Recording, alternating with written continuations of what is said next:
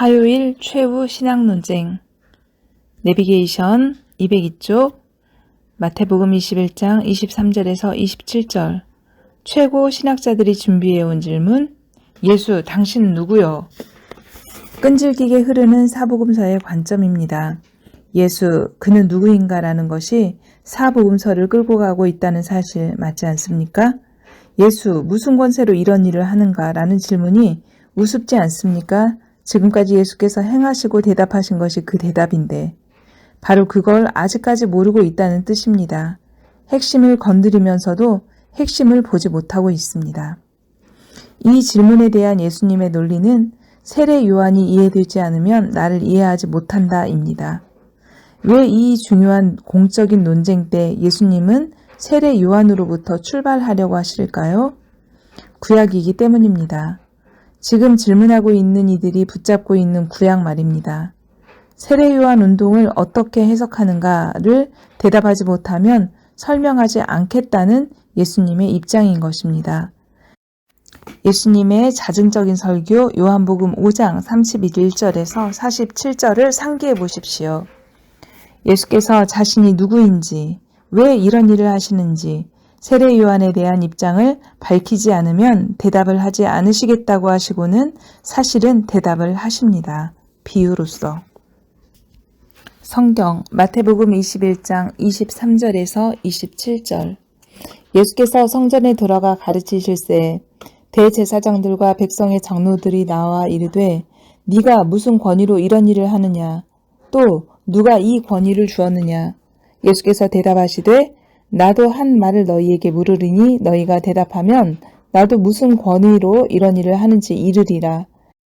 요한의 세례가 어디로부터 왔느냐 하늘로부터냐 사람으로부터냐 그들이 서로 의논하여 이르되 만일 하늘로부터라 하면 어찌하여 그를 믿지 아니하였느냐 할 것이요 만일 사람으로부터라 하면 모든 사람이 요한을 선지자로 여기니 백성이 무섭다 하여 예수께 대답하여 이르되 우리가 알지 못하노라 하니 예수께서 이르시되 나도 무슨 권위로 이런 일을 하는지 너희에게 이르지 아니하리라. 내비게이션 마태복음 21장 28절에서 22장 14절 두 아들 포도원과 소작인의 비유 혼인잔치의 비유 아들 그리스도가 오기 전 그가 나타나실 것이라는 소식을 전해준 선지자들을 너희 조상들이 죽였다. 그 선지자들을 대표하는 선지자의 전형 엘리야가 재림하였다. 그 아들의 길을 예비하는 사역을 한 세례 요한의 말을 너희가 듣지 않았다. 너희가 세례 요한도 죽인 셈이다. 너희는 그 다음 아들도 죽일 것이다. 이런 뜻의 비유를 읽어보라. 사실 이 비유는 곧 예언이다. 예수님이 자기네 속살을 그대로 드러내자 그 즉시 체포해버리고 싶었지만 주먹이 온다 그러면서 차마 실행하지 못하고 있습니다. 기억이 나시죠? 비유의 두 가지 기능, 예수께서 말년의 비유로 무엇인가를 자꾸 설명하시는 이유를 아셔야만 합니다. 확 깨달아지게 하거나 아니면 들어도 듣지 못하게 하는 두 기능이 비유법이라고 말씀드렸었습니다. 그런데 이 사람들에게는 두 번째 이유가 적용됩니다. 즉, 강팍한 사람들이 맞기는 맞는 말이다. 그렇지만 돌이키면 안 돼. 큰일 나. 절대로 스스로 돌이키지 않을 거다. 돌이켜 회개하면 안 돼. 회개하면 안 돼. 스스로 그러고 있다는 겁니다. 이 사람들의 캐릭터에 딱 맞는 이야기입니다. 성경 마태복음 21장 28절에서 마태복음 22장 14절 그러나 너희 생각에는 어떠하냐? 어떤 사람에게 두 아들이 있는데 맏아들에게 가서 이르되 예 오늘 포도원에 가서 일하라 하니 대답하여 이르되 아버지 가겠나이다 하더니 가지 아니하고 둘째 아들에게 가서 또 그와 같이 말하니 대답하여 이르되 실소이다 하였다가 그 후에 뉘우치고 갔으니 그 둘 중에 누가 아버지의 뜻대로 하였느냐 이르되 둘째 아들이니이다. 예수께서 그들에게 이르시되 내가 진실로 너희에게 이르노니 세리들과 창녀들이 너희들보다 먼저 하나님의 나라에 들어가리라. 요한이 의의 도로 너희에게 왔거늘 너희는 그를 믿지 아니하였으되 세리와 창녀는 믿었으며 너희는 이것을 보고도 끝내 뉘우쳐 믿지 아니하였도다. 다른 한 비유를 들으라. 한 집주인이 포도원을 만들어 산 울타리로 두르고 거기에 즙자는 틀을 만들고 망대를 짓고 농부들에게 새로 주고 타국에 갔더니 열매 거둘 때가 가까움에 그 열매를 받으려고 자기 종들을 농부에게 보내니 농부들이 종들을 잡아 하나는 심히 때리고 하나는 죽이고 하나는 돌로 쳤거늘 다시 다른 종들을 처음보다 많이 보내니 그들에게도 그렇게 하였는지라. 후에 자기 아들을 보내며 이르되 그들이 내 아들은 존대하리라 하였더니 농부들이 그 아들을 보고 서로 말하되 이는 상속자니 자 죽이고 그의 유산을 차지하자 하고 이에 잡아 포도원 밖에 내쫓아 죽였느니라. 그러면 포도원 주인이 올 때에 그 농부들을 어떻게 하겠느냐. 그들이 말하되 그 악한 자들을 진멸하고 포도원은 제때의 열매를 바칠 만한 다른 농부들에게 새로 줄지니이다. 예수께서 이르시되 너희가 성경에 건축자들이 버린 돌이 모퉁이의 머릿돌이 되었나니 이것은 주로 말미암아 된 것이요 우리 눈에 기이하도다 함을 읽어본 일이 없느냐. 그러므로 내가 너희에게 이르노니 하나님의 나라를 너희는 빼앗기고 그 나라의 열매 맺는 백성이 받으리라. 이 돌 위에 떨어지는 자는 깨지겠고 이 돌이 사람 위에 떨어지면 그를 가루로 만들어 흩으리라 하시니 대제사장들과 바리새인들이 예수의 비유를 듣고 자기들을 가리켜 말씀하신 줄 알고 잡고자 하나 무리를 무서워하니 이는 그들이 예수를 선지자로 알미였더라. 마태복음 22장 1절에서 14절.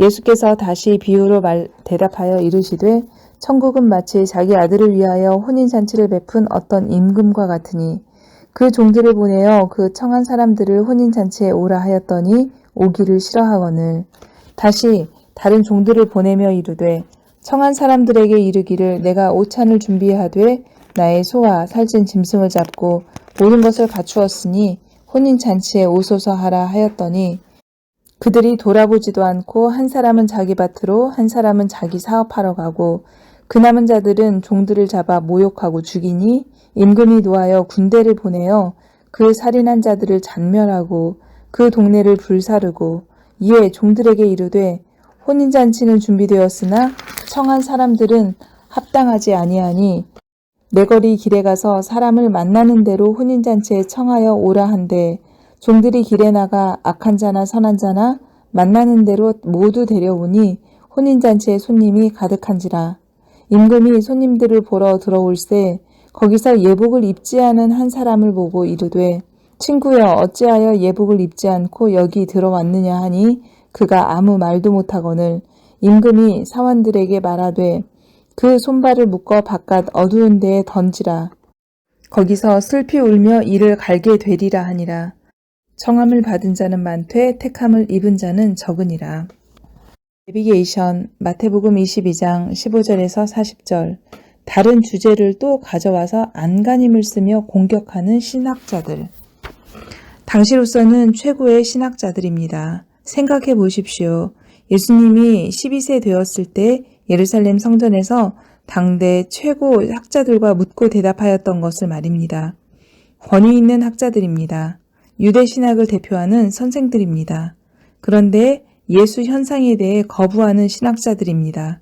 이들이 차곡차곡 준비해온 질문들입니다. 그들의 논리를 반증하시는 예수님의 말씀이 이해되면 좋겠습니다. 예수님의 말씀, 육성으로 들리면 좋겠습니다. 아하자. 1번 타자 바리새파 신학자들, 가이사에게 세금을 바쳐야 하는가? 2번 타자 사두개파 신학자들, 부활이 있다면서? 그럼 부활 때에 계대 결혼한 형수는 7형제 남편 중 누구의 아내가 되는가? 3번 타자 다시 바리새파 신학자들, 율법 중 가장 중요한 계명은? 성경 마태복음 22장 15절에서 40절. 이에 바리새인들이 가서 어떻게 하면 예수를 말의 올무에 걸리게 할까 상의하고 자기 제자들을 헤롯 당원들과 함께 예수께 보내어 말하되 선생님이여 우리가 아노니 당신은 참되시고 진리로 하나님의 도를 가르치시며 아무도 꺼리는 일이 없으시니 이는 사람을 외모로 보지 아니하심이니이다. 그러면 당신의 생각에는 어떠한지 우리에게 이르소서. 가이사에게 세금을 바치는 것이 옳으니까 옳지 아니하나이까 하니 예수께서 그들의 악함을 아시고 이르시되 외식하는 자들아 어찌하여 나를 시험하느냐. 세금 낼 돈을 내게 보이라 하시니 데나리온 하나를 가져왔거늘 예수께서 말씀하시되 이 형상과 이 글이 누구의 것이냐. 이르되 가이사의 것이니이다. 이에 이르시되 그런즉 가이사의 것은 가이사에게 하나님의 것은 하나님께 바치라 하시니 그들이 이 말씀을 듣고 놀랍게 여겨 예수를 떠나가니라. 부활이 없다 하는 사두개인들이 그날 예수께 와서 물어 이르되 선생님이여 모세가 이르렀으되 사람이 만일 자식이 없이 죽으면 그 동생이 그 아내에게 장가들어 형을 위하여 상속자를 세울지니라 하였나이다. 우리 중에 7형제가 있었는데 마지가 장가들었다가 죽어 상속자가 없으므로 그 아내를 그 동생에게 물려주고 그 둘째와 셋째로 7째까지 그렇게 하다가 최후에 그 여자도 죽었나이다. 그런즉 그들이 다 그를 취하였으니 부할 때에 7 중에 누구의 아내가 되리이까. 예수께서 대답하여 이르시되 너희가 성경도 하나님의 능력도 알지 못하는 고로 오해하였도다. 부할 때에는 장가도 아니가고 시집도 아니가고 하늘에 있는 천사들과 같으니라. 죽은 자의 부활을 논할진대 하나님이 너희에게 말씀하신 바 나는 아브라함의 하나님이요 이삭의 하나님이요 야곱의 하나님이로라 하신 것을 읽어보지 못하였느냐. 하나님은 죽은 자의 하나님이 아니요 살아있는 자의 하나님이시니라 하시니 무리가 듣고 그의 가르침에 놀라더라. 예수께서 사두개인들로 대답할 수 없게 하셨다 함을 바리새인들이 듣고 모였는데 그 중에 한 율법사가 예수를 시험하여 묻되 선생님 율법 중에서 어느 계명이 크니까.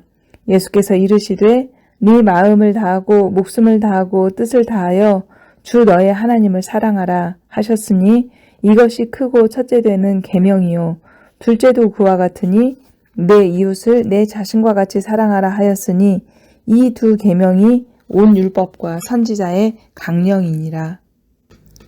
내비게이션 마태복음 22장 41절에서 46절 단칼에 적수를 KO패시키고 승부수를 내시는 예수님의 신학. 예수님의 적극적인 질문과 그들의 대답. 그렇다면 너희는 그리스도를 누구라고 생각하느냐? 다윗의 후손이다. 시편 110편 1절로 그리스도의 논쟁을 신학적으로 끝을 냄. 그리스도론을 시편 110편 1절로 마무리 지으시자 그 이후 질문이 없어졌습니다. KO패, 철수. 적수들의 입을 다물게 한 논리적 반박, 시편 110편.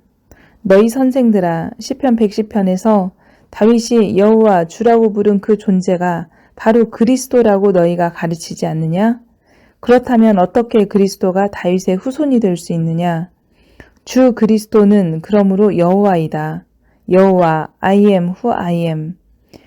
예수님의 영광, 예수님을 예수님 되게 한 예수는 그리스도를 가장 정확하게 설명한 구약 성경 근거 구절입니다. 하늘처럼 섬기는 다윗의 예언 아니겠습니까? 나는 그다. 나는 나다. I am who I am. 이 의미를 다윗의 시편을 인용해서 설명하신 아이디어를 초대교회 리더들은 정통으로 이어받고 있습니다. 당대 최고 신학자들을 이기게 만든 구약 본문이기 때문입니다. 예수님이 이 본문으로 반박하니 그들은 반론을 제기하지 못합니다. 예수님이 승천하신 이후 베드로, 스데반도 하나님의 보좌 우편에 앉아 계신 어린 양을 인용해서 설교하고 반박합니다. 하나님의 보좌 우편에 앉으신 어린 양. 사도 요한은 요한계시록에서 예수님의 이 시편 110편을 실제로 보게 됩니다. 그의 승귀를 최종 증명합니다. 이 시편 110편은 초대교회의 탄탄한 기독론의 변증 자료였습니다. 당신이 그리스도라고 결론을 내리시자 그들은 입을 닫습니다. KO승입니다. 성경 마태복음 22장 41절에서 46절. 바리새인들이 모였을 때에 예수께서 그들에게 물으시되 너희는 그리스도에 대하여 어떻게 생각하느냐? 누구의 자손이냐? 대답하되 다윗의 자손이니이다. 이르시되 그러면 다윗이 성령에 감동되어 어찌 그리스도를 주라 칭하여 말하되 주께서 내 주께 이르시되 내가 네 원수를 네 발 아래에 둘 때까지 내 우편에 앉아 있으라 하셨도다 하였느냐. 다윗이 그리스도를 주라 칭하였은즉 어찌 그의 자손이 되겠느냐 하시니 한마디도 능히 대답하는 자가 없고 그날부터 감히 그에게 묻는 자도 없더라. 내비게이션 마태복음 23장 1절에서 39절. 그러고 나서야 그 일당에 대한 결론적인 심판 발언을 하십니다. 3년간의 그들의 추적과 형태에 대해 결론적으로 입장을 표명하십니다. 또 시편 110편과 계시록 4장에서 5장에 쓰여있는 말씀과 같이 예수께서 종말론적 심판주이심을 땅에서도 드러내는 순간입니다. 가이드. 왜 원수를 사랑하라고 하신 예수님이 당신 원수들을 저주하실까?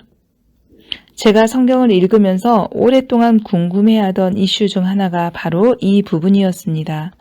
왜 예수님은 원수를 사랑하라고 하시면서 이 사람들은 이렇게 저주하시는가 라는 질문이었습니다. 그런데 제가 이제야 깨닫게 되었습니다. 예수님은 신학 논쟁을 최종적으로 마치신 후에 심판주로서 심판을 하고 계시다는 사실입니다. 아니나 다를까 이후 이어지는 감난산 강론은 요한계시록 상황의 심판주로서 말씀하신 묵시입니다. 온 세상을 심판할 주제자이심을 예언하시는 예수 계시록입니다. 성경은 참 신비로운 책입니다. 빈틈이 없습니다. 여러분, 정말 마지막 화요일에 있었던 신학 논쟁이 매우 중요하지요. 이제껏 3년 동안 싸우던 적과의 최후 논쟁이니까요. 이 본문 그냥 읽을 수 없어서 설명이 길어졌습니다. 그런데 아래를 보니 또 뭔가 긴 설명이 이럴 수가. 그래도 하자. 성경 마태복음 23장 1절에서 39절. 이에 예수께서 무리와 제자들에게 말씀하여 이르시되 서기관들과 바리새인들이 모세의 자리에 앉았으니 그러므로 무엇이든지 그들이 말하는 바는 행하고 지키되 그들이 하는 행위는 본받지 말라. 그들은 말만 하고 행하지 아니하며 또 무거운 짐을 묶어 사람의 어깨에 지우되 자기는 이것을 한 손가락으로도 움직이려 하지 아니하며 그들의 모든 행위를 사람에게 보이고자 하나니 곧 그 경문띠를 넓게 하며 옷수를 길게 하고 잔치의 윗자리와 회당의 높은 자리와 시장에서 문안 받는 것과 사람에게 랍비라 칭함 받는 것을 좋아하느니라. 그러나 너희는 랍비라 칭함을 받지 말라. 너희 선생은 하나요. 너희는 다 형제니라. 땅에 있는 자를 아버지라 하지 말라. 너희 아버지는 한 분이시니 곧 하늘에 계신 이시니라. 또한 지도자라 칭함을 받지 말라. 너희의 지도자는 한 분이시니 곧 그리스도시니라. 너희 중에 큰 자는 너희를 섬기는 자가 되어야 하리라. 누구든지 자기를 높이는 자는 낮아지고 누구든지 자기를 낮추는 자는 높아지리라. 화 있을진저 외식하는 서기관들과 바리새인들이여, 너희는 천국문을 사람들 앞에서 닫고 너희도 들어가려 하지 않고 들어가려 하는 자도 들어가지 못하게 하는도다. 화 있을진저 외식하는 서기관들과 바리새인들이여, 너희는 교인 한 명을 얻기 위하여 바다와 육지를 두루 다니다가 생기면 너희보다 배나 더 지옥자식이 되게 하는도다. 화 있을진저 눈먼 인도자여, 너희가 말하되 누구든지 성전으로 맹세하면 아무 일 없거니와 성전에 금으로 맹세하면 지킬지라 하는도다. 어리석은 맹인들이여, 어느 것이 크냐? 그 금이냐? 그 금을 거룩하게 하는 성전이냐? 너희가 또 이르되 누구든지 제단으로 맹세하면 아무 일이 없거니와 그 위에 있는 예물로 맹세하면 지킬지라 하는도다. 맹인들이여, 어느 것이 크냐? 그 예물이냐? 그 예물을 거룩하게 하는 제단이냐? 그러므로 제단으로 맹세하는 자는 제단과 그 위에 있는 모든 것으로 맹세함이요, 또 성전으로 맹세하는 자는 성전과 그 안에 계신 이로 맹세함이요, 또 하늘로 맹세하는 자는 하나님의 보좌와 그 위에 앉으신 이로 맹세함이니라. 화 있을진저 외식하는 서기관들과 바리새인들이여, 너희가 박하와 회향과 근체의 11조는 들이되 율법에 더 중한 바 정의와 긍휼과 믿음은 저버렸도다. 그러나 이것도 행하고 저것도 버리지 말아야 할지니라. 인된 인도자여 하루살이는 걸러내고 낙타는 삼키는도다.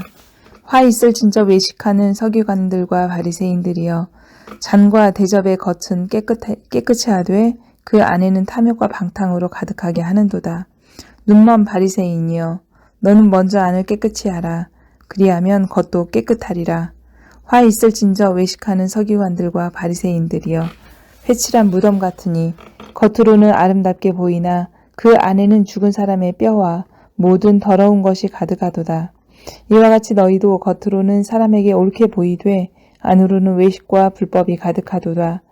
화 있을진저 외식하는 서기관들과 바리새인들이여 너희는 선지자들의 무덤을 만들고 의인들의 비석을 꾸미며 이르되 만일 우리가 조상 때에 있었더라면 우리는 그들이 선지자의 피를 흘리는데 참여하지 아니하였으리라 하니 그러면 너희가 선지자를 죽인 자의 자손임을 스스로 증명함이로다. 너희가 너희 조상의 분량을 채우라. 뱀들아 독사의 새끼들아 너희가 어떻게 지옥의 판결을 피하겠느냐. 그러므로 내가 너희에게 선지자들과 지혜 있는 자들과 서기관들을 보내매 너희가 그 중에서 더러는 죽이거나 십자가에 못 박고 그 중에서 더러는 너희 회당에서 채찍질하고 이 동네에서 저 동네로 따라다니며 박해하리라. 그러므로 의인 아벨의 피로부터 성전과 제단 사이에서 너희가 죽인 바가랴의 아들 사가랴의 피까지 땅 위에서 흘린 의로운 피가 다 너희에게 돌아가리라. 내가 진실로 너희에게 이르노니 이것이 다 이 세대에 돌아가리라. 예루살렘아 예루살렘아 선지자들을 죽이고 네게 파송된 자들을 돌로 치는 자여 암탉이 그 새끼를 날개 아래에 모음같이 내가 네 자녀를 모으려 한 일이 몇 번이더냐. 그러나 너희가 원하지 아니하였도다. 보라 너희 집이 황폐하여 버려진 바 되리라. 내가 너희에게 이르노니 이제부터 너희는 찬송하리로다 주의 이름으로 오시는 이여 할 때까지 나를 보지 못하리라 하시니라. 병행구절 마가복음 11장 27절에서 12장 44절. 그들이 다시 예루살렘에 들어가니라. 예수께서 성전에 거니실 때에 대제사장들과 서기관들과 장로들이 나와 이르되 무슨 권위로 이런 일을 하느냐. 누가 이런 일할 권위를 주었느냐. 예수께서 이르시되 나도 한 말을 너희에게 물으리니 대답하라. 그리하면 나도 무슨 권위로 이런 일을 하는지 이르리라. 요한의 세례가 하늘로부터냐 사람으로부터냐 내게 대답하라. 그들이 서로 의논하여 이르되 만일 하늘로부터라 하면 어찌하여 그를 믿지 아니하였느냐 할 것이니 그러면 사람으로부터라 할까 하였으나 모든 사람이 요한을 참 선지자로 여김으로 그들이 백성을 두려워하는지라. 이에 예수께서 대답하여 이르되 우리가 알지 못하노라 하니 예수께서 이르시되 나도 무슨 권위로 이런 일을 하는지 너희에게 이르지 아니하리라 하시니라. 12장 예수께서 비유로 그들에게 말씀하시되 한 사람이 포도원을 만들어 산 울타리로 두르고 즙 짜는 틀을 만들고 망대를 지어서 농부들에게 새로 주고 타국에 갔더니 때가 이름에 농부들에게 포도원 소출 얼마를 받으려고 한 종을 보내니 그들이 종을 잡아 심히 때리고 거저 보냈었거늘 다시 다른 종을 보내니 그의 머리에 상처를 내고 능욕하였거늘 또 다른 종을 보내니 그들이 그를 죽이고 또 그 외에 많은 종들도 더러는 때리고 더러는 죽인지라. 이제 한 사람이 남았으니 곧 그가 사랑하는 아들이라. 최후로 이를 보내며 이르되 내 아들은 존대하리라 하였더니 그 농부들이 서로 말하되 이는 상속자니 자 죽이자. 그러면 그 유산이 우리 것이 되리라 하고 이에 잡아 죽여 포도원 밖에 내 던졌느니라. 포도원 주인이 어떻게 하겠느냐. 와서 그 농부들을 진멸하고 포도원을 다른 사람들에게 주리라. 너희가 성경에 건축자들이 버린 돌이 모퉁이의 머릿돌이 되었나니 이것은 주로 말미암아 된 것이요 우리 눈에 놀랍도다 함을 읽어보지도 못하였느냐 하시니라. 그들이 예수의 이 비유가 자기들을 가리켜 말씀하심인 줄 알고 잡고자 하되 무리를 두려워하여 예수를 두고 가니라. 그들이 예수의 말씀을 책잡으려 하여 바리새인과 헤롯 땅 중에서 사람을 보내매 와서 이르되 선생님이여 우리가 아노니 당신은 참되시고 아무도 꺼리는 일이 없으시니 이는 사람을 외모로 보지 않고 오직 진리로서 하나님의 도를 가르치심이니이다. 가이사에게 세금을 바치는 것이 옳으니까 옳지 아니하니까 우리가 바치리이까 말리이까 한데 예수께서 그 외식함을 아시고 이르시되 어찌하여 나를 시험하느냐 데나리온 하나를 가져다가 내게 보이라 하시니 가져왔거늘 예수께서 이르시되 이 형상과 이 글이 누구의 것이냐 이르되 가이사의 것이니이다. 이에 예수께서 이르시되 가이사의 것은 가이사에게 하나님의 것은 하나님께 바치라 하시니 그들이 예수께 대하여 매우 놀랍게 여기더라. 부활이 없다 하는 사두개인들이 예수께 와서 물어 이르되 선생님이여 모세가 우리에게 써주기를 어떤 사람의 형이 자식이 없이 아내를 두고 죽으면 그 동생이 그 아내를 취하여 형을 위하여 상속자를 세울지니라 하였나이다.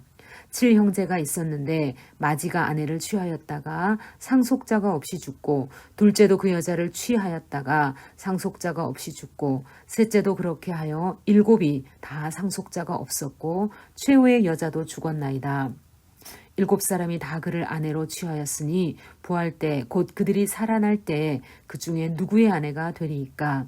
예수께서 이르시되 너희가 성경도 하나님의 능력도 알지 못함으로 오해함이 아니냐. 사람이 죽은 자 가운데서 살아날 때에는 장가도 아니가고 시집도 아니가고 하늘에 있는 천사와 같으니라. 죽은 자가 살아난다는 것을 말할진대 너희가 모세의 책 중 가시나무 떨기에 관한 글에 하나님께서 모세에게 이르시되 나는 아브라함의 하나님이요 이삭의 하나님이요 야곱의 하나님이로라 하신 말씀을 읽어보지 못하였느냐. 하나님은 죽은 자의 하나님이 아니요 산 자의 하나님이시라. 너희가 크게 오해하였도다 하시니라. 서기관 중 한 사람이 그들이 변론하는 것을 듣고 예수께서 잘 대답하신 줄을 알고 나와 묻되 모든 계명 중에 첫째가 무엇이니까?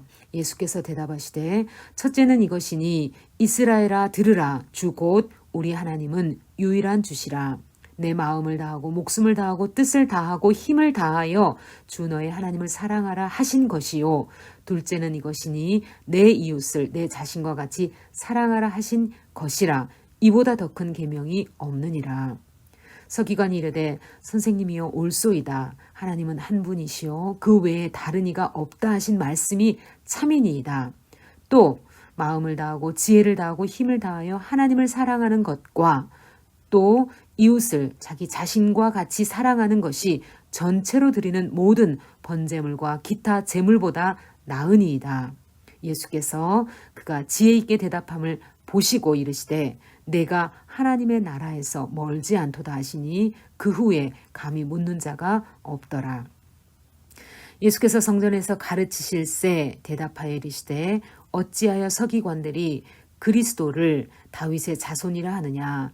다윗이 성령에 감동되어 친히 말하되 주께서 내 주께 이르시되 내가 네 원수를 네 발 아래에 둘 때까지 내 우편에 앉았으라 하셨도다 하였느니라. 다윗이 그리스도를 주라 하였은즉 어찌 그의 자손이 되겠느냐 하시니 많은 사람들이 즐겁게 듣더라.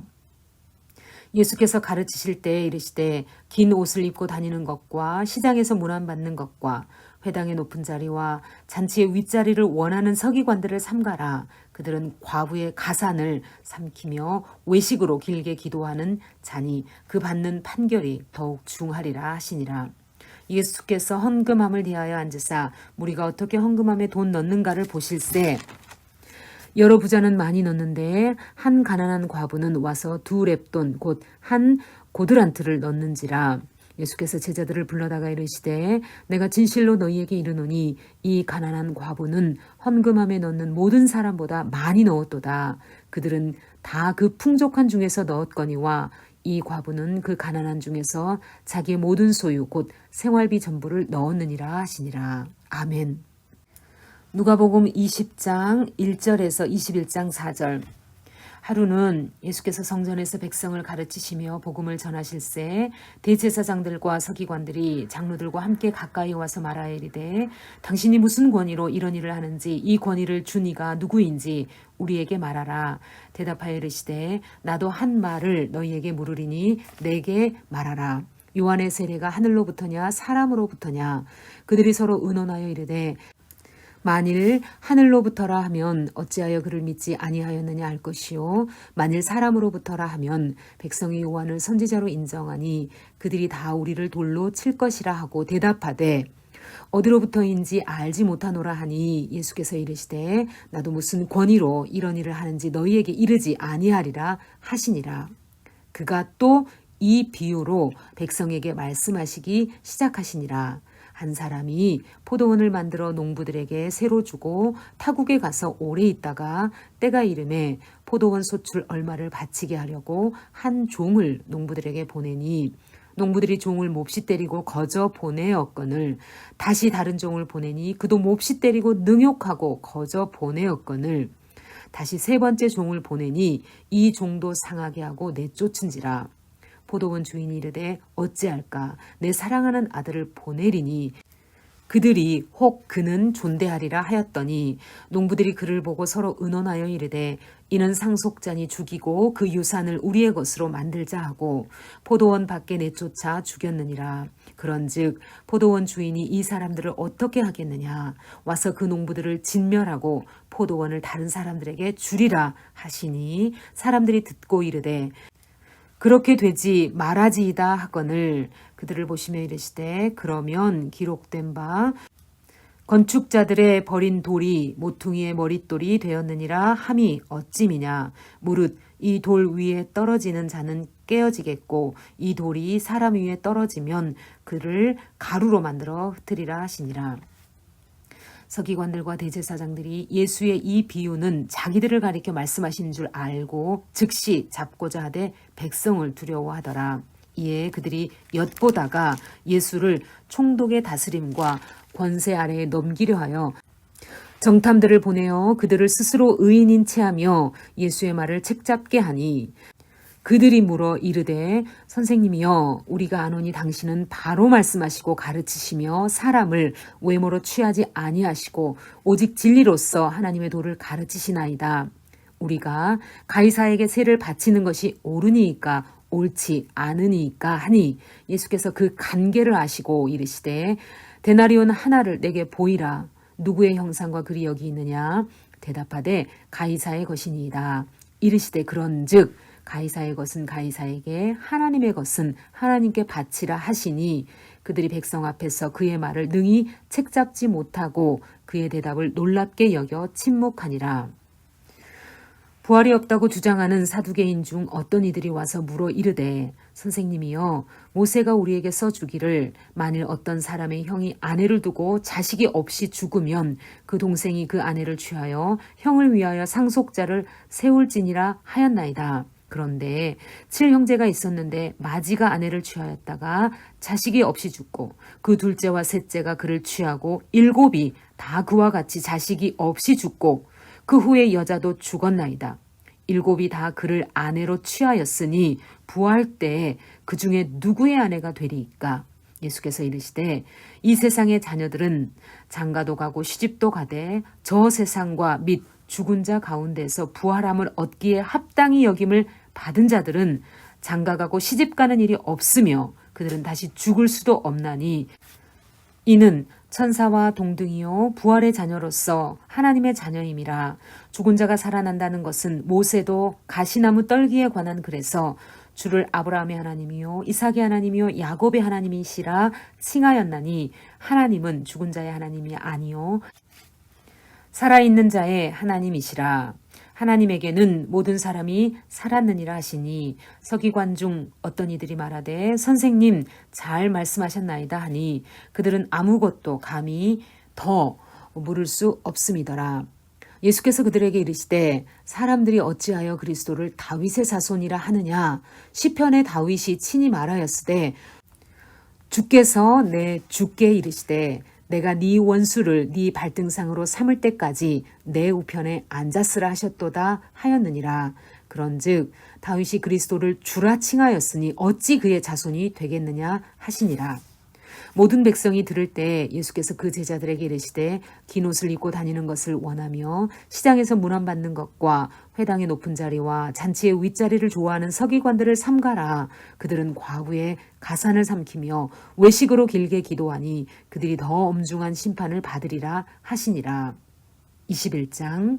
예수께서 눈을 들어 부자들이 헌금함에 헌금 넣는 것을 보시고 또 어떤 가난한 과부가 2렙돈 넣는 것을 보시고 이르시되 내가 참으로 너희에게 말하노니 이 가난한 과부가 다른 모든 사람보다 많이 넣었도다. 저들은 그 풍족한 중에서 헌금을 넣었거니와 이 과부는 그 가난한 중에서 자기가 가지고 있는 생활비 전부를 넣었느니라 하시니라.